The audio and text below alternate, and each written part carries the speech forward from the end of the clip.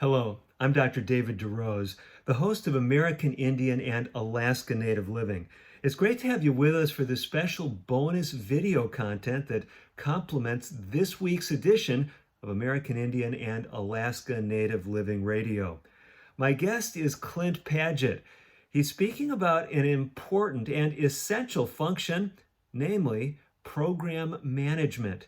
Now, I know that may sound like, something that would only be of interest to a business leader, but no, this is something that really is important, whether you're a tribal council member, whether you're working for a tribal industry, whether you're just working in the business world, whether you're concerned about things in a tribal organization, or you say, hey, I'm not even native. Why would I be concerned? We're going to speak about important skills that can help you accomplish more, help you have healthier business environments, and we'll talk about the impact that it can have on you as an individual. It's an exciting show. Clint is an expert, he's an author, he has his own podcast, and you'll be hearing more about that if you listen to the entire 1 hour radio interview. But now, in this special video edition, some of the salient remarks that Clint had for us about program management, things that you want to take to heart that can make a difference as far as not only your business success, but your personal life and health as well. Take a listen.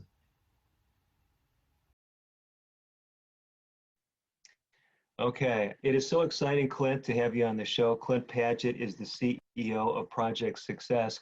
You're also the author of a book that's been generating a lot of interest. In fact, that's how you first came to my attention. I had heard about how teams triumph. Tell us, is that just an extension of what you're doing with Project Success? It is. My first book was published back in 2009 called The Project Success Method. And that was really about the process itself and the techniques we use when we plan and control projects. But what I found is over time, I was focusing more and more of my attention on the people side of managing projects. How do you manage it in a matrix organization where perhaps the project manager doesn't actually have authority over the people on his or her team? And can you still be successful in that environment? Because you can't make them do it. So how do you do that? We have to build self-accountability. And one of the ways to build self and mutual accountability is to establish a relationship with the people on the team. And so I found myself focusing more and more on the people side of things. And then my experience in going to college, I'm an electrical engineer by training from Georgia Tech.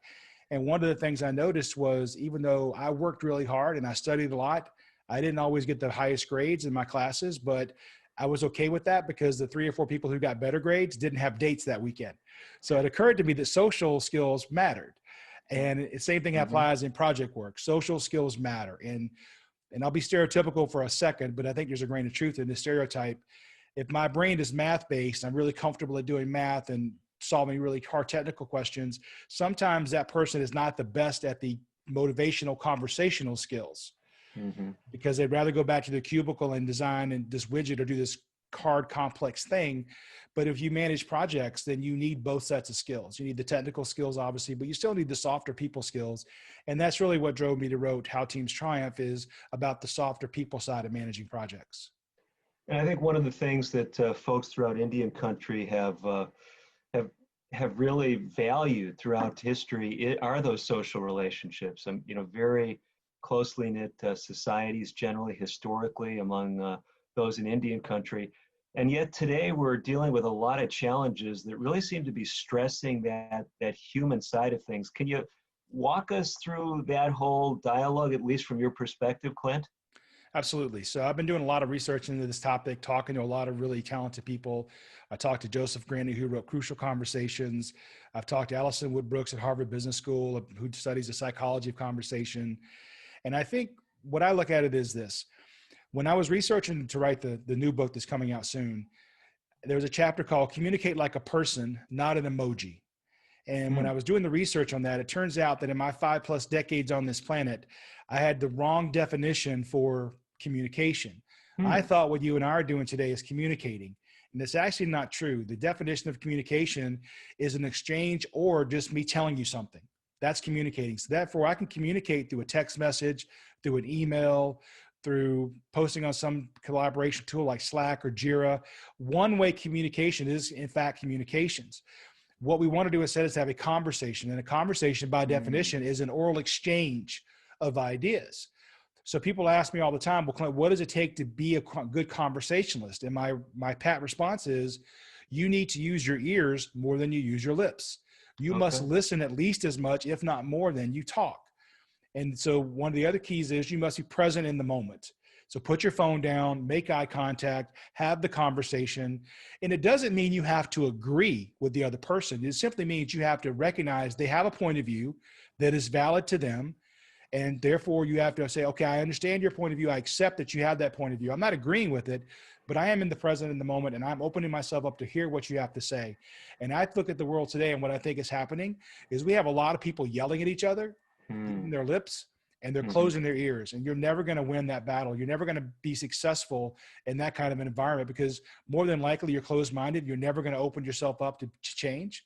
And I think that's where we are today. We have people that they've dug their foxholes, and they're just yelling at each other back and forth. And they're not having a conversation. Well, this seems to be a huge problem as far as my vantage point, Clint. And, you know, we can see it in the political world, we can see it in the social environment we're in. But how does that impact the workplace when people come from those differing political, racial, ethnic backgrounds? And in Indian countries, sometimes we may be in settings where there is a more homogenous workforce, but often you look at successful tribal enterprises and they're pulling employees from throughout their community, a very diverse workforce in many cases. I think it just goes back to, you have to be open-minded. Again, I don't have to agree with your opinion. You may vote one way and I vote another, but rather than yelling at each other, how about I just listen to you, understand your point of view, don't have to agree with it, but to understand it, understand you have a right to that opinion. And then hopefully you'll listen to my opinion and understand I have my right to my opinion. And we're probably not going to change each other's minds, but at least we understand and respect each other. And as long as you come from a position of respect, then we can work together. I don't have to agree with your personal opinions about certain things. We just have to agree to work together in this environment, this workplace, or this project to get it done. And that area we do have to agree on. We have to agree on the same set of objectives, Hmm. the same set of deliverables, the same ground rules to work together on, but Hmm. not necessarily have the same point of views on many topics. So, Clint, let's make this as practical as possible. I mean, you've given us a lot of good foundation, but I know to connect the dots for me, for many of my listeners, we say, well, show us how this works. Tell us a story. Tell us about, you know, some group or company that you were called in to consult for, and tell us how this all works together. Sure. So there was a certain company in Silicon Valley that makes semiconductor chips, and they had been around since the early 80s and had a lot of actual raw data where they had tracked their projects over time.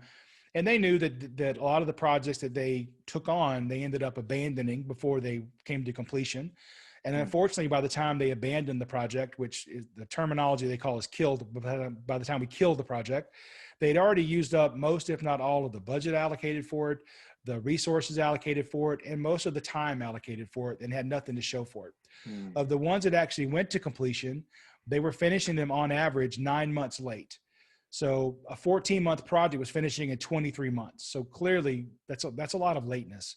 We Hmm. came in and within one group, we were able to demonstrate over a couple of year period where that group was actually able to abandon projects early. They realized Mm. in the first couple of weeks, we can't get this done. Let's go ahead and abandon it now and reallocate our folks where they can be beneficial and impactful. And then the ones that they did complete, they were completing them only 0.9 months late. So instead of 9 months Wow. late, 0.9 months late. So that's 8.1 months of resources that you got back to work on other projects. And you're actually able to know which ones you can deliver. So that's an example of how the process actually enables you to be successful. And are you saying this process is largely based on simply, and I don't want to I don't want to minimize the concept, but by using the word simply, but it's based simply on communication? Is that not communication, conversation? It actually, that is part of the secret sauce. There's a couple of ground rules we have, but when you think about our overall process, one of the first steps is we get people together in a room for, let's say, 3 days on average to plan the project. And we bring them in from all over the world. So we'll fly people Mm. from the US to China or vice versa. Everybody comes together. And the reason we do that is twofold. One is we want to plan in a collaborative way. But the other is I need to turn you into a human being that I feel connected to and not just an email address. And Mm. if we're a dispersed organization where we live in different areas of the country or the world, and all I know you as is an email address, I don't really feel accountable to you. But if Mm, we come together over that 3-day period, that's probably 3 breakfasts, that's probably 3 lunches, at least one team dinner. We're going to get to know each other in a private setting where I get to know who you are, kind of what your family looks like, what your family life is like. Do you have kids? What do they do? These kind of things. I establish you as a human being that I mm, now feel a connection to and an obligation to. So we build that accountability that way. But then mm. in the process over that 3 days, the first thing we do is have a conversation about what's the scope of the project. And Okay. that's important because what we found is if there's 15 people in the room, there's probably 10 or 12 different opinions. And we want Hmm. to leave the room with one opinion, one decision on what the project is.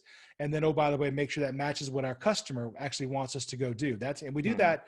It's a document, but we do it by having a conversation. And then we take that document and we go into the next phase, which is what are the activities for the project? And now we get back to your earlier example. The solar expert would say, well, these are the steps we need to go through. And then the land expert would say, well, these are the steps we need to permit and et cetera. Mhm. And then we build the plan using those. And we do it through a conversation. So Dr. DeRose, what are your activities? And Joanne, what are your activities? And now how do they all interact? So Mhm. we do it all through a conversation. Well, this is really an inspiring vision, and I can think of many of my listeners, whether they're native, sitting on a tribal council, whether they run a tribal industry, whether they're not native at all. We have many non-native listeners, and they're saying, "Boy, in my workplace, this would be great." But a lot of times, I notice, Clint, I'll just be honest with you, some of the people with the most vision are not in leadership capacity. They're saying, "Boy, I wish my boss would do this." Do you have any suggestions on how to help something like this permeate an organization when you're not calling the shots? Yeah, it's a lot harder, obviously, to grow this from a grassroots level up. It is much easier to implement when you have senior level buy-in and senior level vision at the top. So if you try to grow it from the bottom up, then it becomes an education piece. You have to educate someone on why we should do this. And one of the first things you have to overcome is this perception of, wait a minute, you want me to bring everybody together for 3 days? Do you know how expensive that is? Uh-huh. And so you say, okay, well, let me help you with that. So you see this as a cost. I see it as an investment. Remember the Okay. last project we had that we ended up being 6 months late? What did that cost us? Did we Mm. lose a client because of that? Did we lose a customer because of that? That was 6 months of additional time spent working on the project that we shouldn't have had to do that. Whereas Mm. if we've invested this 3 days up front, we would have saved those 6 months.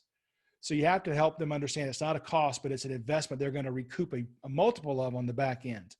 And then the next thing to do is try to get a small project that you can be successful, because Mm-hmm. success breeds success. Mm-hmm. And so somebody says, well, how in the world did you get that done? And that complex thing, oh, I just use these following techniques and we got it done. And I think it will work on your project as well. And so once you see enough of that groundswell, then the senior leadership will probably buy into it. No, I mean, that is just so great. And Clint, you've mapped out a lot of these strategies in your book. Is that not correct? Yes, absolutely. So can someone get an excerpt? Could someone purchase the book? Is there some easy way to access you and your organization, for example? Yeah, there's several ways. One is obviously the first book is still available on Amazon.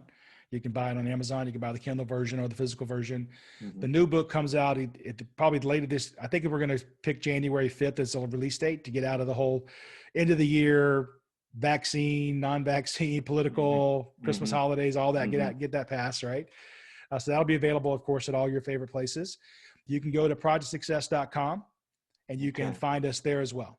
Okay, so projectsuccess.com, that's the single place you want to remember. We'll talk more about Clint's book, but a lot more practical things coming up in the next segment of today's broadcast. Don't miss it. I'm Dr. David DeRose. Clint Padgett staying by. You do the same. We'll be back with more right after this. Well, that's all for our special video bonus feature from my interview with Clint Padgett. But again, if you want to catch the whole interview, the whole roughly 1 hour interview, you can find it easily by going to our website, aianl.org. That stands for American Indian and Alaska Native Living.org. At that website, you'll not only find our radio shows that are archived there, but you'll also find the magazine, American Indian and Alaska Native Living magazine. It is there as well. So take advantage of those great resources. Hear the whole interview with Clint Padgett and really optimize your health through those great resources. I'm Dr. David DeRose, again, your host for American Indian and Alaska Native Living Radio, wishing you the very best of health.